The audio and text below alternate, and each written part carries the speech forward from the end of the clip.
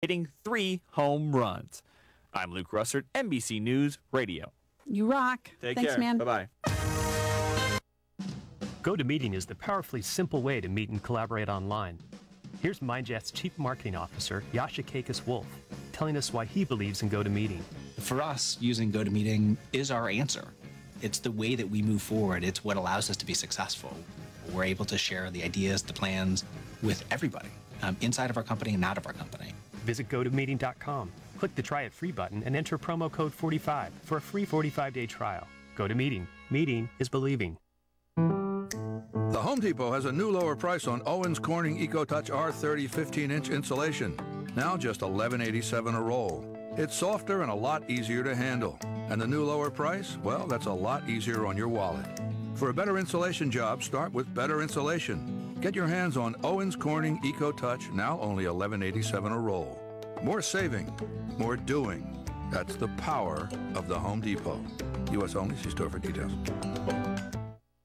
Attention homeowners, if your home has lost value and you now owe more than your home is worth, please listen carefully to this very important message. If you purchased a home or refinanced your loan before June of 2009, Quicken Loans may now be able to help you refinance at today's incredibly low interest rates, even if you owe more than your home is worth. This is Jay Farner, president of Quicken Loans, and I want to let you know that on September 14th of this year, the government announced changes that may allow you to refinance even if your home has lost value. So if your current mortgage is higher than 3.99%, please call Quicken Loans today at 800-QUICKEN. Even if you owe more than your home is worth, you may now be able to refinance at today's incredibly low rates. Again, if you've been unable to refinance because you owe more than your home is worth and your rate is above 3.99%, call 800-QUICKEN now and let us help you take advantage of this unique opportunity. Important terms and conditions apply. Call us for cost information. Equal housing lender. License in all 50 states. NMLS number 3030.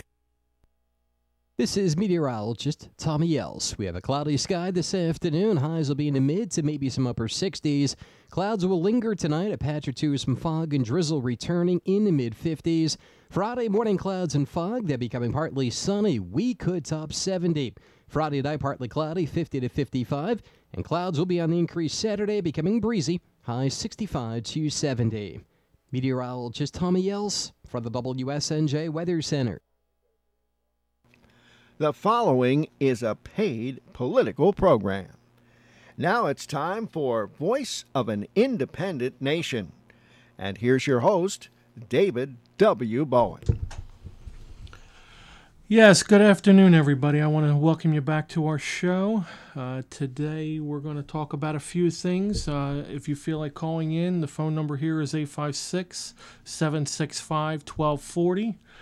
There are, as I said, a few things that I would like to talk about. I pretty much had a busy week this week. We had an opportunity to have, well, we're not calling it a debate. We're calling it more of a meet and greet down in Middle Township, down by the Jersey Shore at the Wetlands Institute Tuesday evening. It was very entertaining. I enjoyed myself, and I felt we accomplished a lot. All 6 candidates, including myself, were there. And I do believe that we got our point across. There were a few questions at the end. Television was there, NBC 40, and the newspaper was there, Atlantic City Press. And I think they covered it pretty well. All the candidates had a moment to speak and express their issues momentarily. Like I said, it was very short, but we did cover a lot of ground, and not just the 6 candidates running for Congress, but also 2 candidates running for freeholders for Cape May, and also 2 candidates running for surrogate. As I said, we had a short amount of time to go over everything. Some people went over their time limits, but I mean, that's understandable. We're very excited about what we're doing, and I do believe that we got our point across, as the paper and the television did cover it quite nicely. Beyond that, there is something coming up this Saturday called the Freedom Rally, held by the Tea Party in Salem County, at the Salem County Fairgrounds. So those of you who's looking to attend that, I'm not part of that. I'm just I will be attending if my time allows me to. So feel free to stop by. I think it's from 12 to 4. I have to clarify that. You may want to look it up. Look up what was it again? Greenwich Tea Party, I believe it was, .com. I'm not sure that, because as I said, I'm not affiliated with it. Your host later, Rich, may talk a little bit about it. He's supposed to be emceeing it. Anyway, the things I want to talk about, one of the main things we spoke about on Tuesday evening, all the candidates, is all of us are concerned about jobs in our area.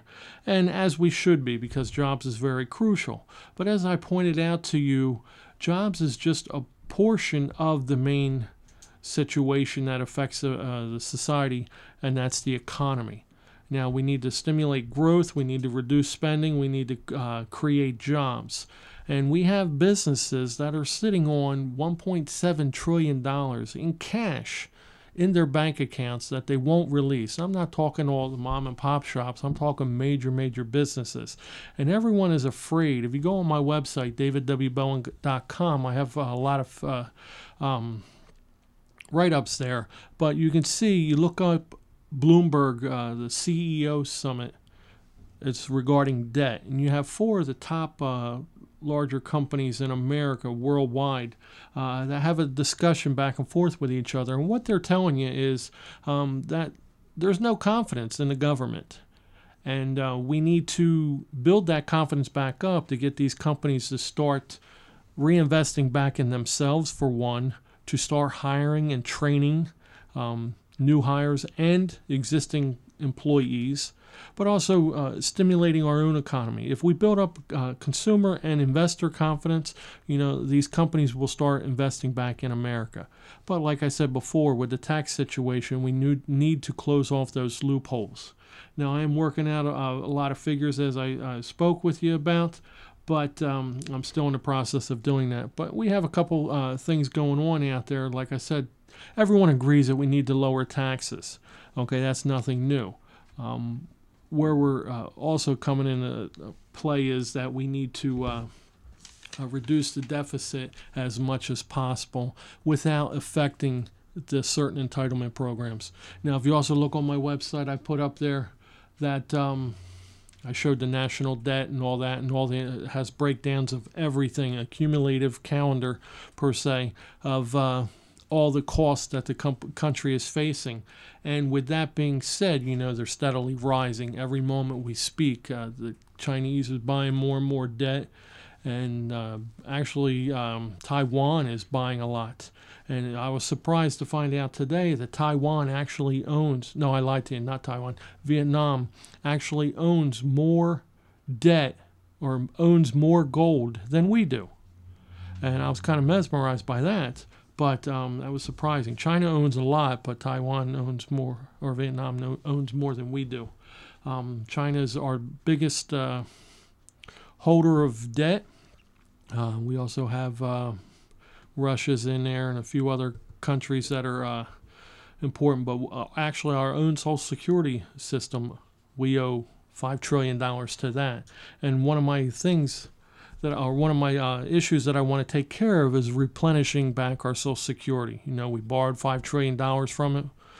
Granted, we don't have to pay it to foreign countries, but, we still have to pay it back. And we're running low on our entitlements, and we do need to correct that. Medicare is another issue, and these are topics we discussed. Some people were talking about the Affordable Care Act or Obama law, if some people want to call that. And Cassandra Schober was the only one who was saying she's for it. And see, I think that's where we fall into the thing that we have a problem with Lobiondo is he votes 85% of the time with his party. And it seems like even with Cassandra Schober knowing how poor the Obamacare bill is, she's still voting for it with her party. And I just find that troubling. Because, again, she's just blindly voting, and I don't agree with it. You just don't go out there. You have to stand up for what you believe is right, and as a congressman of the people, you have to know what they feel, and just don't vote for something that is going to hurt somebody, especially businesses. People, a lot of the mom and pop shops that are running around, outside, they're affected by this, and they're afraid that they're going to be billed, and they don't want to hire any more people because everyone they hire, they're going to have to pay for more money for them. And, people just don't want to do that. People are afraid. The confidence is not there, and we have to concentrate on that. We have to build that, not just with consumer confidence, but investor confidence. People will invest back in their companies if they have a reason to. They want to, by taking the same money. If we lower taxes, as I said, across the board to 15 to 20 or 18 to 20%, from the 35% that's out there for corporate tax, then people will take that additional 10 to 15% and reinvest it back into their companies. And once we close the loopholes, I don't have incentive to do that, especially if we add incentive to hire veterans and women and unemployed. We have a lot of unemployment, especially in this area. I was working up the figures, and I was mistaken when I quoted it on Tuesday. I said the Cape May County and Atlantic County both suffered a 14% unemployment rate, but as I said, I was mistaken. Only Cumberland County or Cape May County has the 14%. Atlantic County is running about 10%, just under 11. Salem County is bad, but not quite as bad. New Jersey itself just lowered its unemployment rate from 9.9 to 9.8, which is an improvement. But then again, it's still nearly 10% of our workforce. And if you think about that, that's a lot of people. We got several million people here, and 10% of that is basically a whole district that's unemployed. So we definitely need to think about that, and we need to come up with ways to correct that. And what I found is, we went to this meet and greet on Tuesday evening to talk about different things and bring up all this stuff. But what I found is, Lo Biondo, he just danced around the issue. He never came out and said, this is what we need to do. This is what we need to do. He just talked about, I'm supporting of this. I'm going to do this. I'm for the people. The man's been in office for 18 years. Why start supporting the people now? Why worry about their needs? For 85% of the time, you voted for your party. After 18 years, I think it's a little too late for that. But as I said, he danced around the issue of the jobs. He had no idea how to stimulate the economy enough or how to bring things up. He keeps bringing in money or different things in the area keep getting money. Like I told you last week about that Meredith Farms that got $1.45 million, and Lo Biondo delivered the check, but he had nothing to do with it. Now that in itself is a positive thing. But every other thing happens that's along the Jersey Shore in that area. Not too much is happening in the rest of our district, and we desperately need it. He even abandoned his own township of Bridgeton. Not too much happens there. And he talks about how he was a farmer, he grew up, and all that stuff, about how his father started the business and all that. But, he forgot about where he came from. And, that's sad. That's desperately sad. And you can't forget where you come from. That's what made you. And, it was surprisingly enough, just this past Sunday, we were at a football game for my sons. And we got talking to some people. They're very nice people. And they were telling us how Lo Biondo snubbed her. And I was kind of saddened by that. And that's not the first time I'd heard that, but, this woman just went through some kind of major situation. She had her an operation, and she just wanted to talk to him, and he just basically snubbed her and walked away. And that's just not acceptable. But like I said, with my jobs program, I don't dance around this situation. I dive right into it. I tell you what I'm going to do. I want to lower taxes. I'm trying to get it to 15 to 18%. I'm working out the math with that. It's a little bit more involved. The 18 to 20% is much more doable. And I think if we do that, and we do it across the board, a flat tax across the board, it'll stimulate the economy. And people say, well, if you're charging less taxes, how do you stimulate the economy? More people are paying taxes. Right now we have so many loopholes that these businesses are doing, and we're giving so much money away to the oil companies and everything that once we close them, it'll bring money back into the pot so we can use for other areas. As I said, the $1.45 million that the EPA gave to the Meredith Farms, that's going to create 200 jobs for our district. Now, that doesn't seem like much, but if you take that and use it as a game plan for other jobs, other projects, it's not like the $400 million bridge that only gave 500 people temporary jobs. Or it's not like the $100 million racetrack that was supposed to give 1,000 people jobs but only gave 300. Now, granted, 300 jobs is great, but, I think the $1.45 million project giving 200 jobs is much more feasible. It's much more bang for the buck. And that's what we're looking for. We have to stimulate the economy. We have to do things. Now, I'm not saying the government has to finance everything, but, voter confidence, investor confidence, consumer confidence, excuse me, that is definitely important. And I definitely think that that will be a start. And that will increase the growth of our district, and that will increase the growth of New Jersey and nationally. We can actually become a model for the rest of America if we do this properly. But again, like I said, we have to get everybody involved with this. One of my other plans that I've been working on is having the state of New Jersey lower the tax rate for corporate to 5%. Right now it's running 8.9%, and I think that stymies the process, because New Jersey is 49th out of 50, business friendly. If we have to create an atmosphere for these people to want to come here. Right now they don't want to come here. They'll go across the bridge either way, Delaware or Pennsylvania. And we have to stimulate this, And once we do that, once we have to work together with state and local governments as well as the federal government to get everything working. We got to be part of the Chamber of Commerce. We have to work with them. We have to have monthly meetings if necessary with the local businesses to get the business going, throw some ads out there, advertising all this stuff. Once we do this, then we can get the businesses start stepping up and doing what they need to do. And that's very important. The government's not going to do everything. As a congressman, we can only lead the way. People have to start, but we also have to give the road for them to travel, And once we start doing this, we can start having confidence. Because, right now, most people don't have confidence in their congressman. And that's kind of the reason why I stepped up and decided to run for Congress. And I'm sure if you notice, there's a lot more people stepping up to run for Congress, too, because they're just not satisfied with the performance of the current congressman.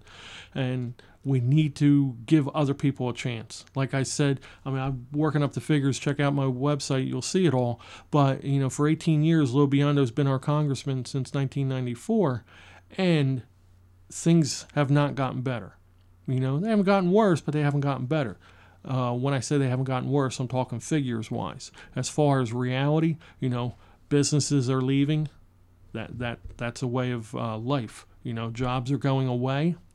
More jobs are coming in, but they're lesser paid jobs. They're the Wawa jobs out there. Nothing's wrong with Wawa. I stop there all the time. But what I'm saying is they're not the big jobs, big paying jobs with benefits. They're good for people short term, not to make a livelihood out of it. And there was a gentleman, sad to say, there was a gentleman at the meeting. He was a regular guy, but he was saying that if you worked making minimum wage, you would have to work 88 hours a week just to afford, this is just to afford a 2-bedroom apartment. Once you start adding in the factors of auto insurance, if a car breaks down, a little pocket of money that you keep aside, your electric, your telephone, your cable, whatever your food, whatever your other bills, you have to work 88 hours just to accommodate the 2-bedroom apartment using minimum wage. Now, if you add it up, most people don't work minimum wage, but there are people out there who do.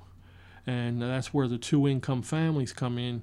A lot of people, you can't divorce now. Well, I'm not for divorce, but you can't divorce now because you need that extra income. It's a lot cheaper to stay together than it is to go apart. Like I said, I'm not for divorce. I'm just saying that's just the way it is. He was also saying other things to the nature of that the people, they find it difficult to find the jobs, even at minimum wage. Now, you go to other places, they say, the jobs are out there. We can't get anybody qualified to do the jobs. Now, that may or may not be so, but one thing I have noticed is we have to emphasize on education. And I've brought this up a lot of times. My key thing on education is our maths, our sciences, and our technologies. We need all of them.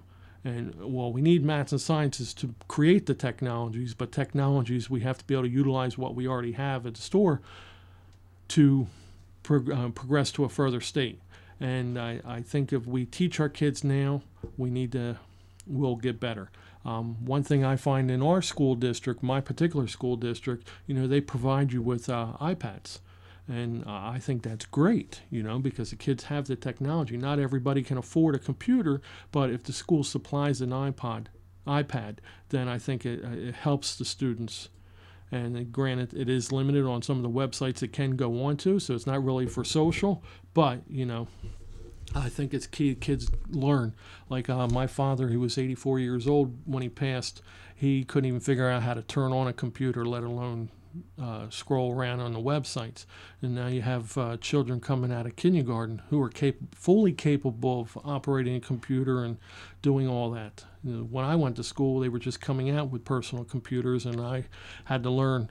Back then, they didn't have Windows, so we had to learn the programs and build the programs, design the programs to do anything that we wanted to do. But now they have Windows that comes automatic, and it makes it so much easier for people. But our maths and sciences and technologies are the ones that put us there.